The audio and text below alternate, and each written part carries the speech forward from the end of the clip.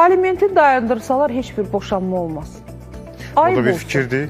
Sadəcə ayıb olsun. Sadəcə mən burada bir qadın olaraq, jurnalist kimi neytralam bu məsələyə, bu sizin fikrinizdir. Amma bir qadın olaraq sadəcə ayıb olsun deyirəm. Peki bir ay yoxlayaq. Sadəcə ayıb olsun. Saxlayaq. Necə yəni kişi gəzib, orada mən kişiyəm, kişi belə olmalıdır. Gəlin kişilərin sağlığına bir belə deyək də bir gözəl bir sözlər səsləndirək. Amma o kişi o yeyib içməyə pul tapır, bəziləri siqaretə pul tapır, bəziləri o aludə olduqları bəzi şeylər pul tapır. Amma qadın, siz dostlar, bax, nəyə görə belə düşünürlər? Çünki qadın deyir, qadın necə görünürsə, evlənəndə əri ona necə baxırsa elə bir görkəmdədir. Boşanandan sonra gözəlləşəndə də qadın özü-özünə necə baxır, elədir. Aydın, hardan kişilərə qarşı bu hiddət? Qadın gözəlləşibsə 100%, mənim verdiyim alimenti özünə xərcləyir. Xeyr, elə deyil.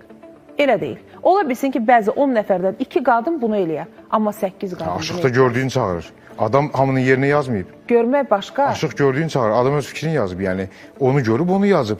İndi bayaqki xanım da o sosialı almağı yazıb, o da onu görüb onu yazıb. Yəni rayondan görünən mənzərə ilə şəhərdən görünən mənzərə fərqli olur. Amma bir məsələ də var. Qadın kişi bu aliment məsələsində biz ikili bir variant arasında qalmışıq dostlar cəmiyyət olaraq. Biz bilmirik hələ qadın kişi ilə bərabərdir deyib onun üzərinə gedək. Yoxsa kişi sən ailəvi saxlı onun üzərinə gedək. Biz hələ bunu seçəməmişik. Ya bütün mənalarda qadın və kişi bərabər olmalıdır. Bu ədalətdir. Bunu Mehman dedi, deyə belə deyil. Olsun da. Deyil axı. Bugün qadın alimentə görə boşanır deyənlər qadınla qoymur. Qadın kişi bərabər, yox, uşaq mənasında mən mübahisə eləməyəcəm. Uşaqlar hər ikisi baxmalıdır, o başqa.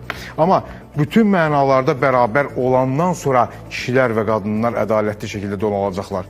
Yoxsa məsuliyyət kişinin boynundadır, amma qadınla kişi bərabərdir. Xeyr, bu səmimi deyil. Bu səmimi deyil. Bərabərdirsə, hər mövzuda bərabərdir. Ötənlərdə yaxşı, amma biraz da tənqid olan bir mövzu gördüm. Kişi çıxıb danışır ki, qadın kişi bərabərdirmi? Deyir, bərabərdir. O zaman qadın kişi elçi getsin. Bizim cəmiyyətdə bu nonsensdir, absurddur. Necə ola bilər elə şey? O zaman bərabər deyil demək.